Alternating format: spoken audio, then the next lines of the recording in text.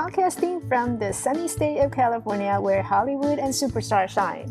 Hey, and welcome to Perfectly Normal, where I talk about all life's up and down and what appears to be weird and wacky can actually turn out to be quite normal. And I'm your host, Michelle. I'm a life coach, author, artist, and pharmacist, the founder of Elevate Life Coaching. It's a seminar and coaching company. Let's get right to the show. Hi, everyone. So over the weekend, I had to take my cat to the vet. My cat's name is Buster. So I've had Buster for the last 16 years, believe it or not. Yeah, Buster is a senior cat. So I had to take Buster to the vet because, over the past couple of weeks, I've noticed that Buster was sneezing up blood. So those of you who never had a cat before, or you never had animal in your life before, so animals sometimes they sneeze, and when they sneeze, it's just like human being. When they have a cold, they'll sneeze, and so it kind of went out of without my notice because cat they sneeze. But then I noticed that he's been sneezing blood when he does it, and so it got me really concerned.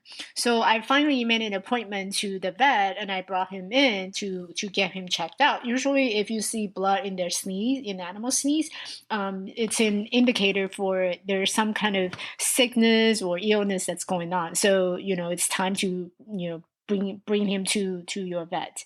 And even for a 16 years old senior cat, it's highly recommended to see your vet every year just to get an annual checkup.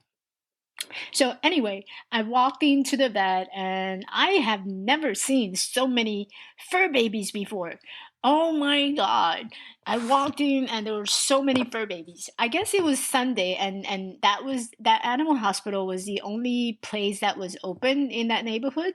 So it ended up like it was room packed with fur baby parents, and their fur babies, and some of them have two fur babies, and they have dogs, like giant dogs, German Shepherds, Labrador, and it was interesting to see how much connection that between a human being to an animal. I mean, they're really taking care of their family member. They treat them like a family. So when I say fur baby, it's true that they're taking care of them just like a fur baby. So I took Buster in, and Buster was in a cage. He was not feeling well, obviously. So we were just sitting there and waiting for our time. And finally, the doctor took us in. They took us in and they gave him the exam, blood work, and also exams. And it turns out that Buster, my senior 16-year-old cat, has hyperthyroidism. Yeah, I know, right? You only hear that term in human, but surprise! I guess they use the same terminology in cats. And also, Buster has a little bit of bronchitis, or it's a chronic bronchitis. So in other words, it's asthma. So Buster is apparently suffering from asthma. And when the doctor showed me the x-ray, you can see on the x-ray that the lung was really cloudy, and there's like little pus that was in the lung. And doctor said that's where the sneezing comes in. So we were waiting, and after the diagnosis, I brought Buster home with some medication that the doctor had prescribed. As I was sitting there in the waiting room waiting for Buster to come out, I was reading some of the magazine that's they have on the side, and one of the magazine, the front page was reading, "What do you do when animals die?" And it caught my attention. It caught my eye because a couple of months ago, I wrote an article on how to grieve or living with grief, and it's posted on my website. You can check it out. It's under the article section. And in the article, I describe in terms of, for someone who's going through grieving, what do you do? We all know that life and death, death is really part of the process, and it's the ultimate end of our lifetime. What do you do when that moment comes? And what do you do when someone that you love, or even with your fur baby, what do you do in those moments when you need to grieve? And really understanding that it is a natural process. We all go through it, and understanding that this is a time of the period where you need to give yourself a lot of compassion, a lot of love that you would have given to the other person, that you would have given to someone else who is grieving, and return that same amount to yourself. So we're talking about a lot of self-love, a lot of self-compassion, and a lot of self-kindness. And grieving, there's really no cure. There's no secret ingredient and say, yeah, my fur baby passed away, and what do I do? We can change that. We can reverse the process. But what we can do is we can slow down and just allow ourselves to be in that moment, be in that space of grieving. If you have to cry, cry. If you have to go for a walk, go for a walk.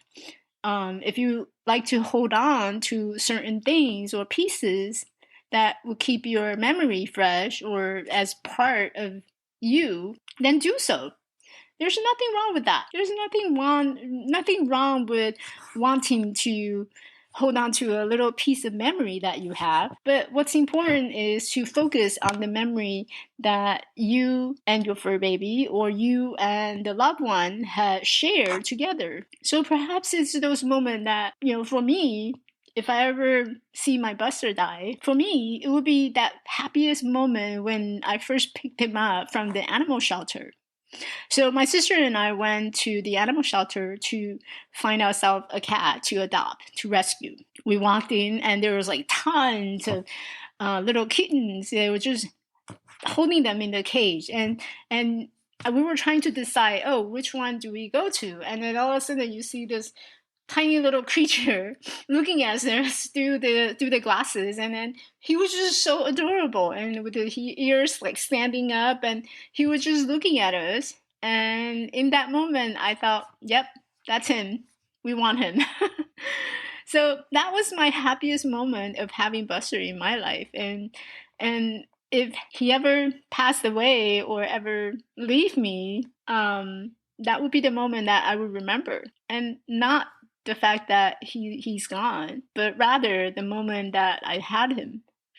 And throughout the years, he's been my great company. So every day when I go to work, when I come home, he would be sitting right there by the garage door waiting for me, and just waiting for me to come in and pet him, and sometimes just walk with me to my room. And those are the moments I'm going to remember. And when he passed, it would be the time that I give myself a lot of compassion, a lot of self-love, and a lot of forgiveness for letting him go.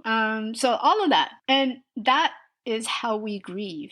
And that is how animals grieve. And there's research and study that shows that animals, they grieve too. Elephant, chimpanzee, they all have their way of remembering the lost ones. So no matter where you are now and what you're experiencing, know that you are fully capable of showing yourself the same amount of love that you show to others, the same amount of kindness that you show to others. And when those moments comes, when those difficult moments comes, then take a moment and honor yourself with that. And that's how you grieve. There's no remedy for heartbreak, just compassion, self-love. And I hope this is something, I know this is something very heavy, but again, it's part of the natural process. We all go through it. All living beings will go through some extent of losing someone or losing a fur baby. Hopefully this is something that you can keep in the back of your mind, and as you go through those difficult times, you'll remember to go back and honor yourself for the love and the compassion that you deserve. So I will see you next week, and hopefully you will have a great, fabulous rest of your week, and see you next time. Hey, thanks for listening to Perfectly Normal. If you like my show and want to know more, please check out my website at elevatelifecoaching.org and leave me a comment. Join me next week as we talk about another real life struggle and how we can overcome it. So until then, have a great day.